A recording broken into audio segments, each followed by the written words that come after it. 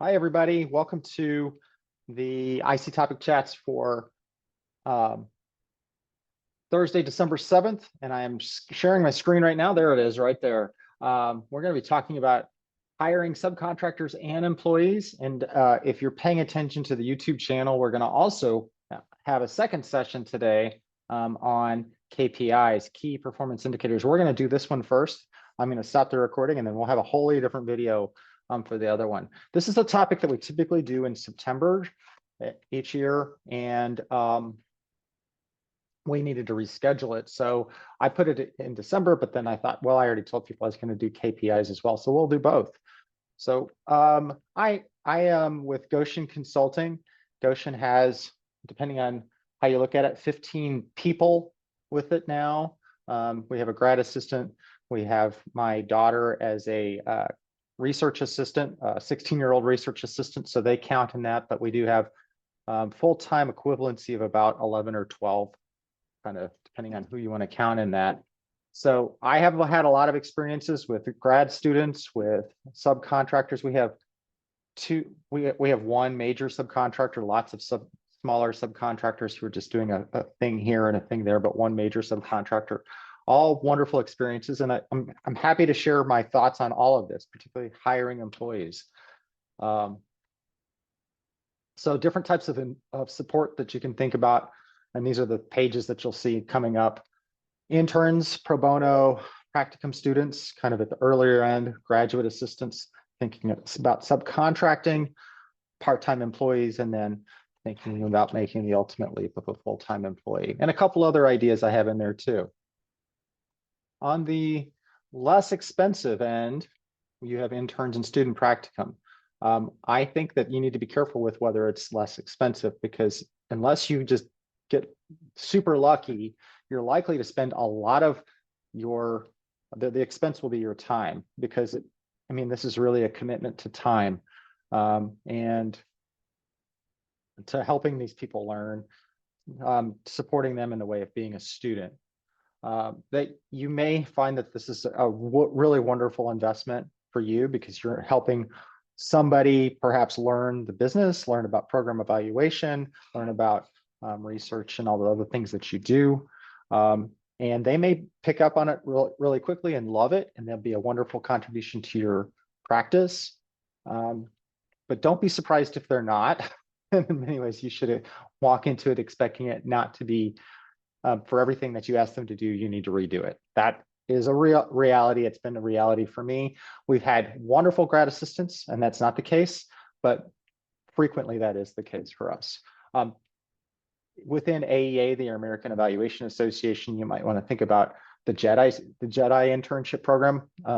I don't know what that stands for, Graduate Education Diversity Initiative. That's it, GEDI. So that's one option that you may want to look into as an opportunity. You can certainly think about looking at different types of programs within your universities near you. Related to that are graduate assistants. Same kind of conversation. You're likely to have folks who have no background, no experience for what you're doing, just a lot of interest. My experience is some of the best students for graduate students are in the social sciences, but not necessarily. We always thought in IO psychology would be great. And with all due respect to my IO psychologists, sociologists seem to be so much better, at least in our world. I love my sociology staff who came out of graduate assistantships. They are so passionate and they've got great skills. Anyway, you decide what's best for you, and I'm sure it's different in your community, but our sociology students have been wonderful. And just remember, they are raw talent. They need lots of direction. And in our experience, they're not necessarily committed to what our firm's committed to. So it might be beneficial for you to talk a lot about your values at the beginning, particularly before they decide to come on. Although, frankly, they're going to hear free tuition and they're going to say yes to everything until you get 6 months into it and you realize maybe 6 months into it, you'll know whether they really belong with your firm. Subcontracting. I think a lot of you guys do this. Most of us do. We either have subcontracts with others or we get the big project and we bring people on as subcontractors. lots of ways to think about this. It's a great way, and I think even Anne, who's on the call today, talks about giving somebody a subcontract to get started with them and see what they're worth. It's how committed they are to you and how well you work with them. So that's the trial idea. When you hire somebody to do a thing, they're focused on delivering that thing, whatever that might be. It's temporary because it's a contractual thing.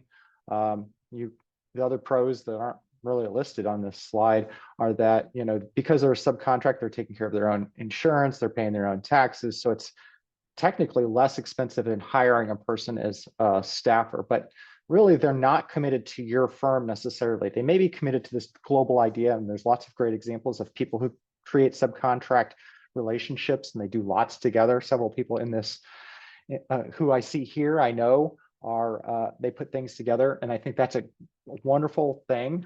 And that means you're less committed to them as well. You have more flexibility, but it's not an employee situation. You're not giving them direction the way you would a staff member. I don't know why I wrote you may still have tax withholding obligations. I'm not sure why I wrote that.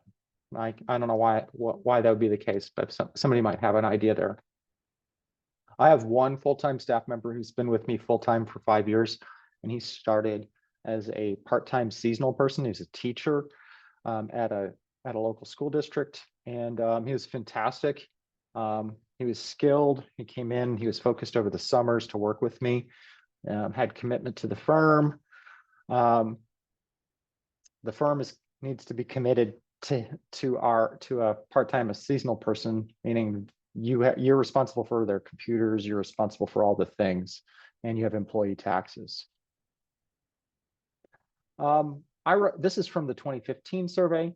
If you look back, you see that with time, you see people have more staff. So this is just an idea that little by little over time, people do end up having staff. And with that, if you're thinking about a full-time employee, I have several full-time employees right now. Our firm does, that is. I love it because those folks are committed to the firm. We have like new Goshen logos and they're wearing them, and we have a new hat and we have new coffee mugs. And I think all this swag, people got to be getting tired of it. And a new pen, pens just came in, from pens.com. You know what? Everybody loves it, and we're having a great experience. We have this wonderful team community. I don't know if we're in a honeymoon period. I hope not, but it seems like we really do have a great thing going. And the combination of people is I'm feeling like we are doing 1 + 1 is like 64. That's one of the pieces you'll see in a second.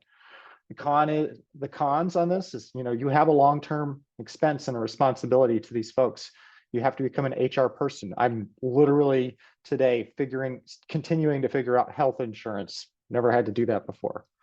Taxes and benefits and all these things are expensive. So this is like a major financial commitment. You talk about adulting 101. This is graduate level adulting here, people. There's a lot of things to put in to think about having an employee. You don't just hire them and expect it to go well. There's a lot of, you got to create employee manuals. I know Anne loves talking about employee manuals. Anyway, these are the things that happen when you get a full-time employee. But if you can figure those things out, it's fantastic. And I think we are doing that. And that's really, frankly, I don't do as much in the way of program evaluation anymore and working with the clients, because I'm thinking about full-time employees and how the care and feeding of having a staff. I put this in here because we do have full-time employees who are remote, and it is working. It is a different scenario when you have a full-time employee who works in Tennessee or in Indiana or in Nebraska. We have 3 staff currently who are full-time remote. And I think that's a whole nother topic for another day. And I think we've done that before. But anyway, the point is it does work. One of the main things you need to think about is, how do you pay taxes in another state? Because those states want to get paid for those employees in their state. So if you're sitting here thinking like this, here's 5.5 suggestions. Alan Weiss says 1 + 1 is 64. That's true. He does not believe in hiring people as employees, by the way. It has worked out for us. I feel like we really have a wonderful thing going. Make sure you're, there's some conversation here. I know some of the folks in here believe in redundancy. I'm a big fan of making sure you're complementing what you do. There is level for redundancy too. You need to make sure people understand what one another is doing in case one person up and leaves and you need to do that. But make sure when you're hiring somebody, they're complementing your firm. They're doing the things that other people can't, because you want to continue to grow and grow from one another. Know your budget. Absolutely thoroughly vet the people you're getting ready to hire. If you have a little voice in the back of your head saying, maybe we shouldn't do that, you probably should listen to that voice. This is something that I heard about, I think, in one of my public administration master's programs. If you're deciding to hire somebody, that's the decision not to fire it. You need to go through all of those reasons that this person could not work out. And frankly, if again, that little voice in the back of your head is saying don't hire that person, then you probably shouldn't. All right, so that's our first presentation. I'm going to stop this video and we will go to the next one.